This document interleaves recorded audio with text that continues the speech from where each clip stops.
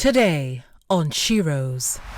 What we are looking at is projecting the women, because a lot of the time, even for our profession, people don't get to see who the PR professionals are.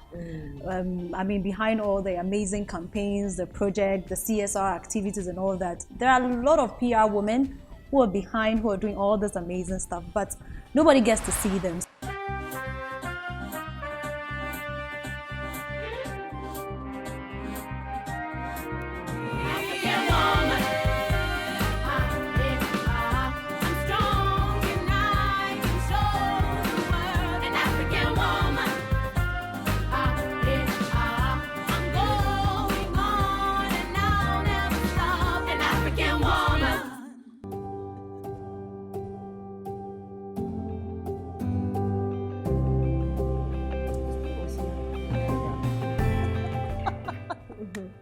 Shiro's on Conversations Worth Having, and today I've got three extraordinary women.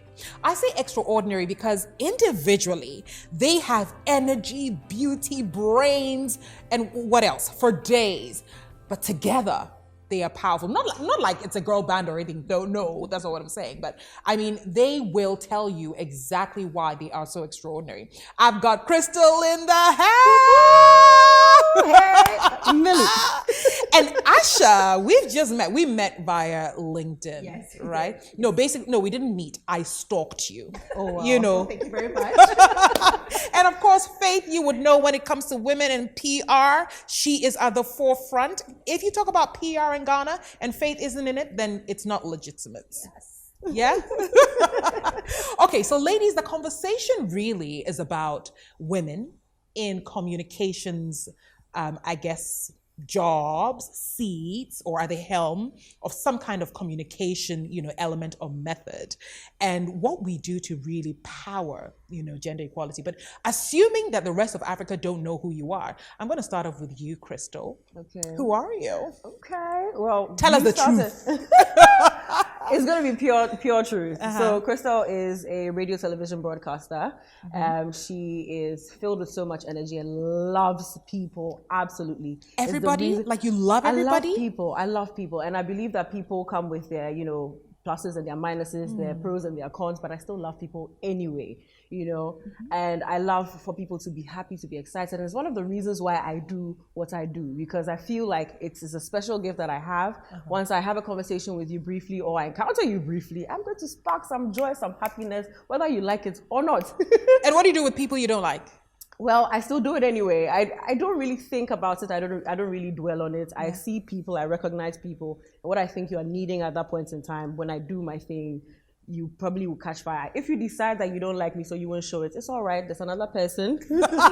Move right along. Exactly. So, and I'm also, you mentioned in communications, I like to, look out for, what brands are doing, right, wrong, brands that I'd like to associate with as well. It's where my influencing comes in.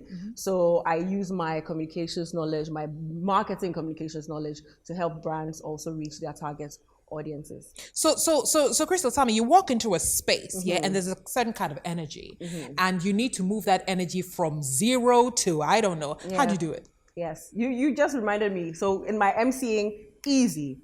I look at the people that are there. I know dressing, hair, looks, it all adds to profiling. I can tell, okay, you probably be like this, I could get it wrong, but you probably be like this or like that. You probably like this kind of music. Perhaps you prefer Osibisa to a, Kool and the Gang. You're that kind of person. So I will now start with something to excite you. Let me think about it. I don't know. So this is one thing that I've done before at one of the award shows. I said, in Ghana, we have, words that are not in the English dictionary, that are not in the Tree Dictionary or the Ghana Dictionary, but they still mean a lot. Like if I say, you already understand. If I say, you understand it. So it's the same with A, right? So I say, A, when I'm shocked. When you are excited, how do you say A? Hey, right? Yeah. When you are sad, how do you say A? Hey. And when you are, how about angry? How do you say A? I love it. And so, you know, I play around things like Yeah. this and then just bring common ground. It always depends on the situation. And by God's grace, I already know what to do at that point in time. It just flows. Your energy is so infectious. I think you should stay here all day. Oh my gosh, I got you. I can put a chair in the corner I of have my the laptop, studio. so I'm good. I'm here. Chrystal, make me laugh. Oh wow, that's deep. Don't worry about it. But Asha, you're not Ghanaian. No. Where did you come from? I come from Kenya. Charlie, what should we do today? And listen to this. Uh-huh. I'm Kenyan. Yes. I was born in Kenya. Uh-huh. My father is Somali Ethiopian. Wow. My husband is Ugandan. Wow, that's And I'm in Ghana. So am I not African? so you have Ghanaian babies. Wow. Chrystal, you got it. So you're welcome to Ghana, and we would love for you to stay for as long as you want. I'm going to stay. I mean, but you're married. I really wanted to give you to one of my brothers. But anyway, that's a different conversation for another day. Faith, you sit at the helm of women in PR. And I don't want to add in Ghana because you are larger than life, Africa, global. And you came to this point, how, Faith? Many years back, just like anybody, you're looking for starting out, in your profession. You're looking at how you can connect with professionals. You want to. I know it's not that easy for you to walk into any top CEO's office and maybe ask for professional guidance or help in any other way. So I was like, 6 years ago, I took that initiative to bring women together, women in the public relations profession together to network, to empower each other, to inspire each other. And over the period, it started from just that idea to like an annual gathering of professionals, and it's big. It's big. Well, and yeah. And it's to impact on the next generation of professionals in Ghana, not just in Ghana, of course, in Africa, because even this year we had people from Nigeria coming in, we had speakers from Benin all speaking. So it's really been exciting. We are affiliated to the Global Women in PR as well. So see, I just said that's huge. and we're affiliated to the Women in PR. So no, but I do have to say, each one of you exudes a certain, you have a certain design. You're very individual, very extraordinary, but you have a design, and design by what you do, how you think, how you speak. Chrystal, when you look at your personal design, what is it? I mean, if I gave you a white canvas right now and it had to describe who you are, what would that design look like? Let me paint it. Paint it for me. Yeah. So you have all the colors. You have the basic colors. You mix them up, right? Yeah. You take a huge mop, dip it in water, dip it in the color, and just splash. Whatever you get, that's me. It's not, it's not calculated much, because I feel like what I do shouldn't be too calculated. If you're dealing with people from the angle that I come, you're not too calculated in the way that you handle, entertainment. And I feel like at any point in time, you can be getting any side of me, you can be getting anything really. I spoke about the fact that I have so much, I do so much, singer, dancer, it's everything in one. So at any point in time, you may get something depending on what the situation calls for. So if I'm hosting an event, you will get all of it. So when you're hosting an event, you get all of Chrystal. Yes, you get all of Chrystal. There's a dancing aspect. But if I'm doing like corporate, say there's an award show, the dance will be different. It could probably be like a small swing, a salsa kind of style, And if we're doing, for instance, a wedding, you will probably get your show. Exactly. So that's just how it works. At any point in time, you can get any side of Chrystal, and of course, it has to fit the event always. Before we go for the break, the one thing that, Asha, you look at and say, hey, Anita, this is what makes me stand out as a woman in my space, what would that be? I would say I'm unapologetic. I truly believe that everything I've done, everything I've seen, every experience I've had has brought me here. There is a purpose.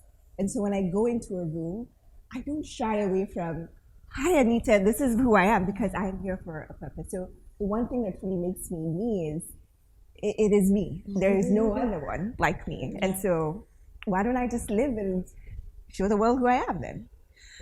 Talking about women in the space of communications and using their experiences and their personality to kind of push the conversation of gender equality. When we come back, we'll start the conversation with Faith. She talked about a big thing that she's doing, women in PR, and how she has managed to overlook probably the voices that said, not so sure, you little tiny beautiful woman, not so sure you can do that. And I'm sure that there'll be a little bit of a lot of lessons that we can learn after the break. Shiro's conversations worth having. Okay, let me just rephrase this. There was this lady that I had a conversation with. I used to get some jobs from her back then. And I realized I'm no longer getting the job. So I went to her and I'm like, why are you not booking me? We keep meeting each other at events. Why are you not booking me? It's like, it's not like that. So I'm like, is it that I'm not good or what? Because that's not what I'm hearing. And then she says, it's not like that. So then she tells me a story about a few female clients that she's had who have also said they just want to book their men. So